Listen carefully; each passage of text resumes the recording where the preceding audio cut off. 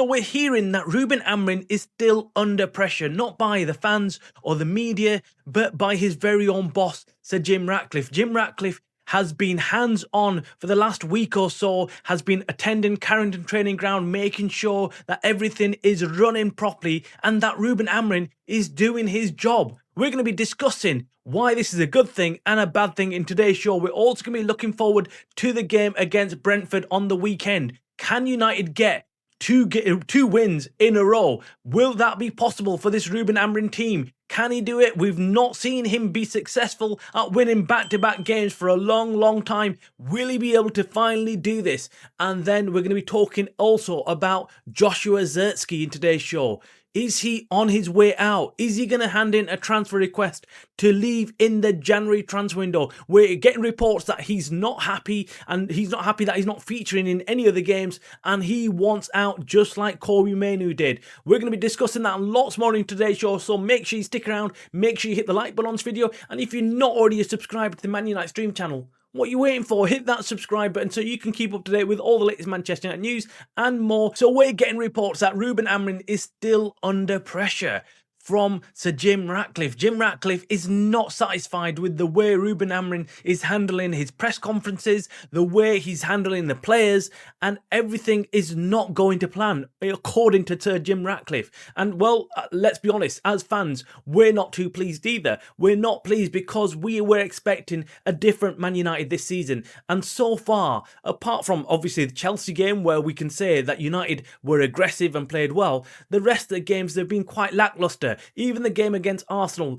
I put that down to Arsenal not being good rather than United being phenomenal. Now looking back at it, we're thinking it was the first game of the season. The players on both sides were not fully fit, but Arsenal did get that lucky goal and got the win. But let's put that first game out of the equation. But other than that, United have not really looked any different to the season before, where we just kept losing. And we gave Ruben Amorim a wide berth, didn't we? We said, look, Ruben Amorim, he's new, he's inherited this Ten Hag team, and of course he needs some time to coach these players. He needs to bring some of his own players in, and then we'll judge him in the new season. And as soon as the new season started, it looks like United haven't changed much, despite what Ruben Amorim told us, that look, this team's going to cook and we're a completely different team and we're going to be playing different football.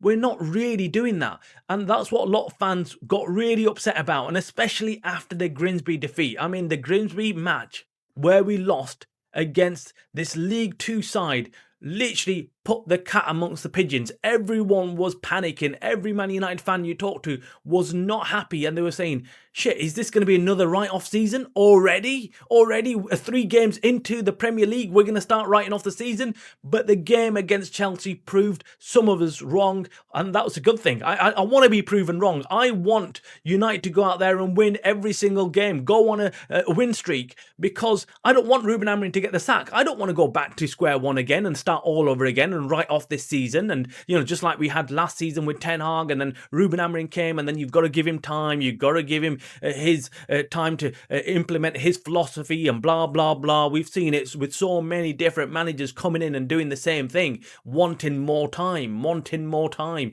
and bringing in their own set of players. Oh, this isn't right, and that's not right, and this player's not good enough, and we need more players like this. And we've seen it. This is a circle that keeps on going round. It's Groundhog Day. We don't want to do that again. We want one manager to come in and succeed. And I'm really hedging my bets on Ruben Amorim. And at one point after the Grimsby game, I'd given up. I genuinely had, because having heard what Ruben Amorim himself was saying about giving up, I thought, well, if he's got one foot at the door, why am I backing him? Why are we all, as fans, backing a manager who wants to be out of the club? But things have turned around. It looks like Ruben Amorim sat down with Jim Ratcliffe and they've had a chat.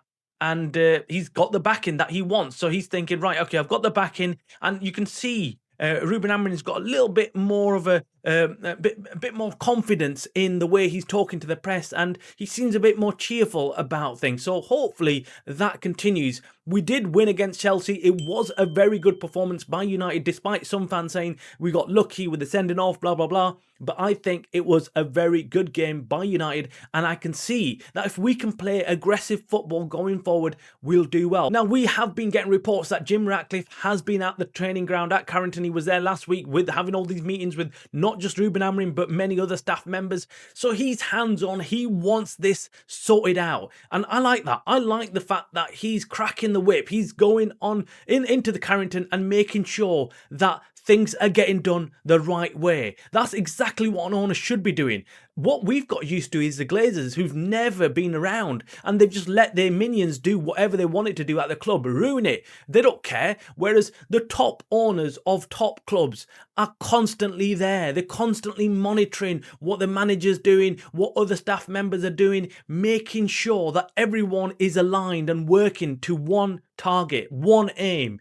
And I think having Jim Ratcliffe here, I think fills me with a little bit more confidence. I like that. I really do. And you know I'm not a big fan of Jim Ratcliffe, but on this occasion, him being there, hands-on, working with Ruben Amorim, making sure he knows that he's got the backing, and not only just the backing, but he knows that he's been watched. I like that. I really do. So hopefully this can, improve Ruben Amorim's performances and his team's performances, because we cannot lose our next game. We need to show improvement. We need to win the next game against Brentford, a team that has had 3 losses, 1 draw and 1 win. Now, the 1 win came against Aston Villa, and at that time I was thinking, whoa, how did that happen? How did they win Aston Villa? But Aston Villa are a team really not in form right now. So we can argue that that was a simple win for Brentford. Then they drew against Chelsea 2-2. So my takeaway from Brentford's current form is that we actually don't know what team's going to turn up. Yes, they're languishing near the relegation zone right now.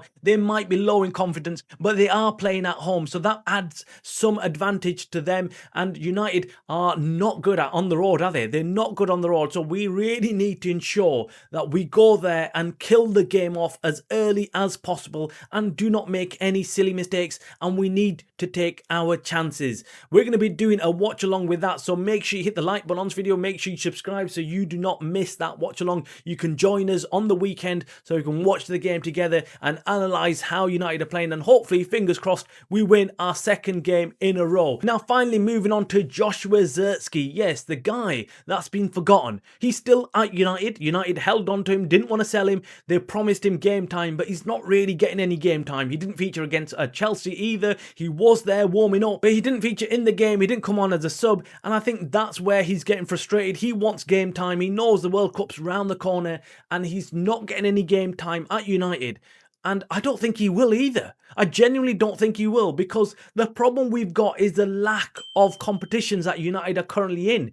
We're only fighting in the Premier League. There's no other real competition that you could argue that he's going to feature in. So United have got very less games. We're chilling on the weekdays, aren't we? We're not doing anything. Whereas all the other clubs are involved in Europe and things like that. United are not having any games on the weekdays. And you can't really blame these players like ManU and Zirkzee, because they know there's not going to be enough games to go around. So why are they sat there on the bench? They feel that they're good enough to be starting for lots of teams out there, and they're one out. But the problem United have got and Ruben Amorim have got is if they get an injury, like if Casemiro gets injured or Bruno Fernandes gets injured, who are the 2 starters right now, then what? Then what do you do? Now, Casemiro picked up a red card against Chelsea, so he's not going to be featuring in the next 3 games. Hence why you need backup. You need someone like ManU. I think he might play Ugarte ahead of ManU, but ManU will probably come on and feature in the game against Brentford. That's why you need backup players. That's why you need a Zirkzee, because if someone else gets injured, he can come in, slot straight in. Top teams always have top players in reserve. And I don't blame Ruben Amorim either, but I can't see many players picking up injuries this season because of the lack of games. Again, because they're not tired, because they're not playing a couple of games a week, they're not going to need rest time, are they? They're not going to need that much rest time. So injuries are less frequent when players are resting more. That's as simple. It's logic, yeah? So that's why I can't see Zertsky getting any real game time. I can see why he wants to leave. I genuinely can. Drop your comments below on what you think about this Zertsky news. What do you think we should do with him? Do we think we should force him to stay at United? Or do you think we should be like, right, okay, you can go out on loan because you're definitely not going to feature in any of the games? Let us know in the comments below, guys. Drop your comments on everything that we've discussed today. Join in. Love to hear from you all. You are watching the Man Utd Stream channel, a channel by the fans for the fans.